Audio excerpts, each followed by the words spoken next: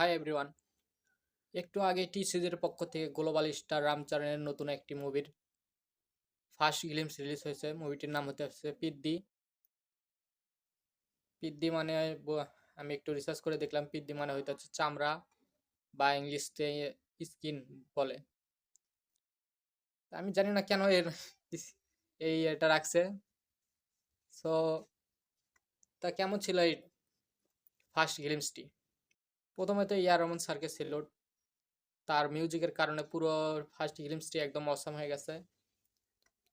and দ্বিতীয়ত রামচরণের স্যারের acting just awesome, এবং